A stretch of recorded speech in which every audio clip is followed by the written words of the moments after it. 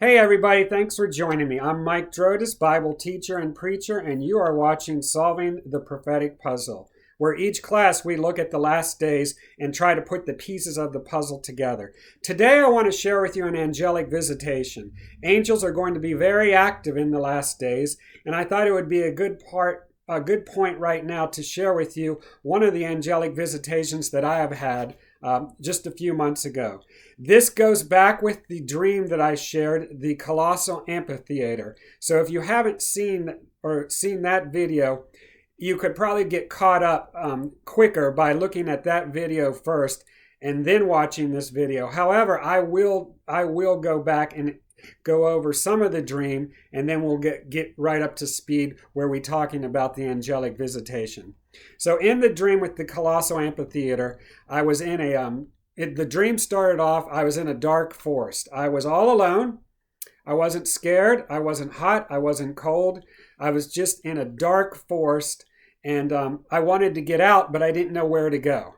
As I began to travel through the forest, I decided to make some weapons, and I made a bow and an arrows, and then I had a spear in my hand. As I traveled through the forest, I got to like a wall, that this forest had a wall around it, and there was a door in this wall, and I went through the door, and when I went through the door, I immediately found myself in heaven.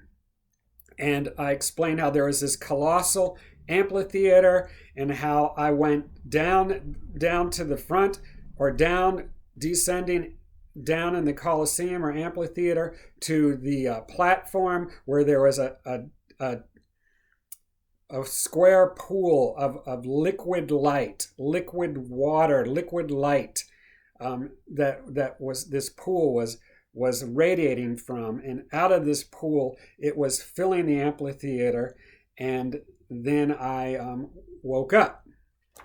So I was pondering about that dream, and I went to church a few days later, and during church we had another man who shared a dream that he had. And in his dream, he was sharing the part where he was on earth and there was a muddy stream or a muddy creek. And as he began to go up the muddy stream, or it began to get bigger and less muddy or less dirty, but he still, as he began to go up, it began wider and wider and wider. As he was explaining this dream, I began to realize that what I saw in my dream about the colossal amphitheater was I saw the source of this water.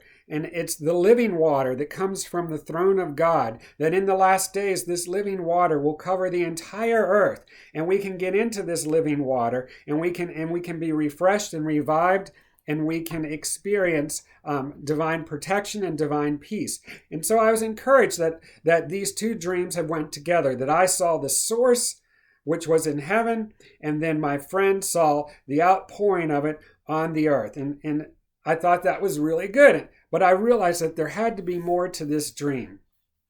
I needed to keep studying. I needed to understand what the weapons meant. I didn't understand about why, when I was in heaven, after I passed through the door, that the inhabitants of heaven were all wearing white clothes and I was still in my natural clothes, and why they said that I had the smell of smoke on me, or in a sense cigarette smoke, which I don't smoke cigarettes. So I had a lot of questions.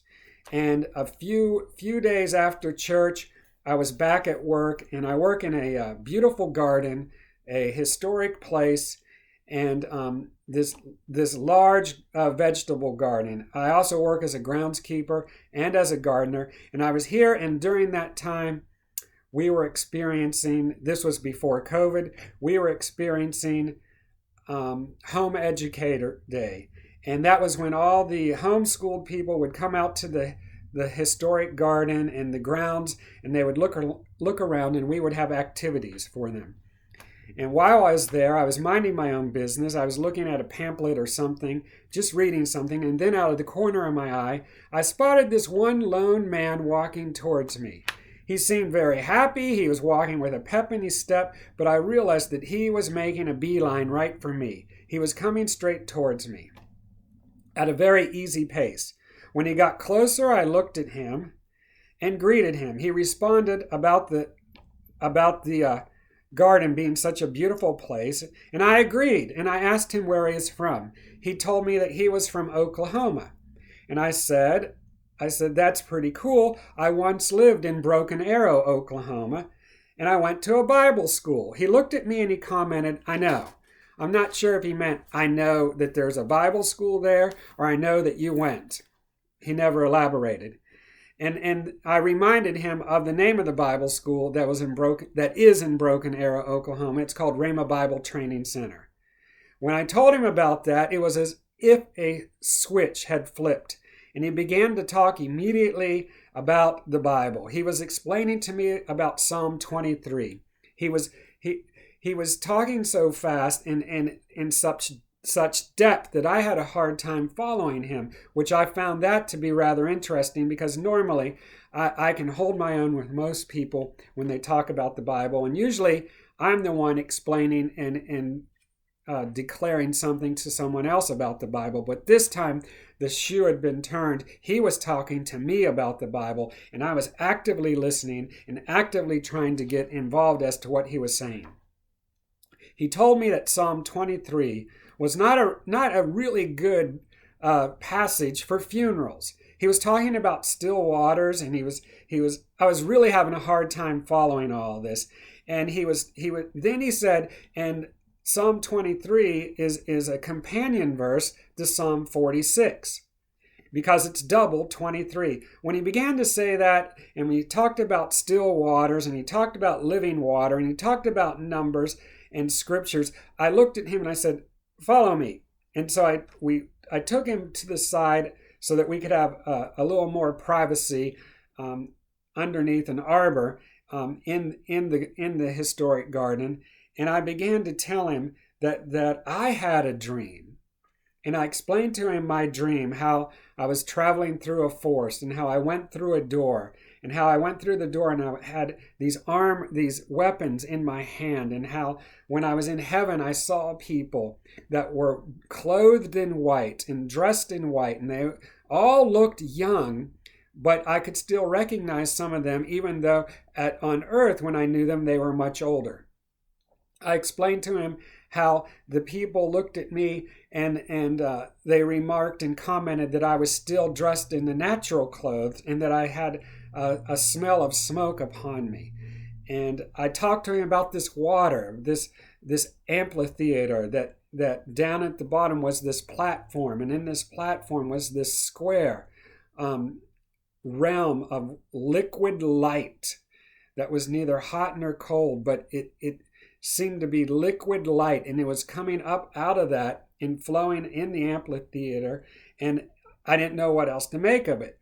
He listened, and then he commented, and this is what he said. He said, the old clothes and the smell were reminding me that we are righteous not through our own selves, but through Christ.